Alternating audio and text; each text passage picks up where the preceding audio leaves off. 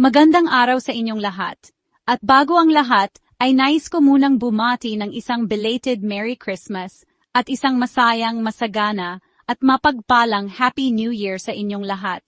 At ngayong sandaling ito, gusto kong ibahagi ang isang kwento. Ang kwento ng aking paglalakbay sa YouTube, mula nung nagsisimula pa lang ako, nung wala pa akong malinaw na direksyon kundi ang simpleng hangaring magbahagi. Kahit alam kong hindi pa ako mahusay magsalita sa harap ng camera. Puno ng kaba ang bawat pagre-record ko. Nanginginig ang boses. Paulit-ulit ang mga salitang hindi na dapat inuulit. May maling bigkas, maling timing, at mga pagkataong alam kong may mali. Pero dahil sa nerbiyos ay tinutuloy ko na lang, hanggang sa unti-unting dumating ang mga pangungutya. Ang mga bashers na mas mabilis makita ang pagkakamali kaysa sa mensahe. Ang mga komentong masakit basahin at mahirap tanggapin. At sa bawat upload ay may kasamang takot at pagdududa sa sarili. May mga gabing gusto ko nang tumigil. Gusto ko nang i-delete ang channel at itanong sa sarili ko kung para ba talaga ito sa akin. Ngunit sa gitna ng lahat ng iyon ay may mahalagang aral na dahan-dahang nabuo. Sa likod ng mga bashers ay may mga taong nagko-correct hindi para mang-down, kundi para magturo. May mga puna.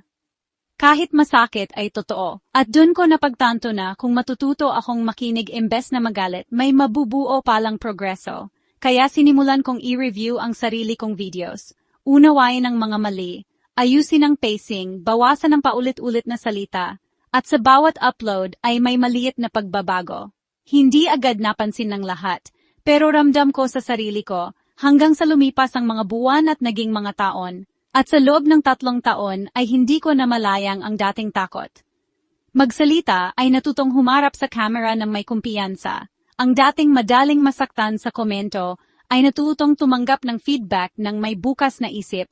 At ang dating dinadaanan ng pangungutya ay unti-unting nakabuo ng komunidad na marunong umunawa at sumuporta. At ngayon, kapag binabalikan ko ang mga unang video ko, ay hindi nahiya ang nangingibabaw, kundi pasasalamat. Pasasalamat sa mga bashers na nagturo ng realidad, sa mga nag-correct na tumulong sa pag-unlad, at sa mga nanatili kahit hindi pa perpekto ang aking pagsasalita. At para sa mga nagsisimula pa lang ngayon, kung ikaw ay kinakabahan, maraming mali, paulit-ulit ang salita, at pakiramdam mo ay parang ayaw ng mundo sa'yo, huwag kang mawawalan ng pag-asa, dahil lahat ng pinagdadaanan mo ngayon ay bahagi ng proseso, at hindi hadlang sa iyong pangarap. Walang creator na nagsimula ng perpekto, at ang paglago ay mabagal. Pero totoo, kaya kung ang kwentong ito ay may naitulong o naka-inspire sa'yo, pindutin mo ang like bilang suporta. Mag-subscribe kung gusto mong sabayan ang patuloy na paglalakbay na ito.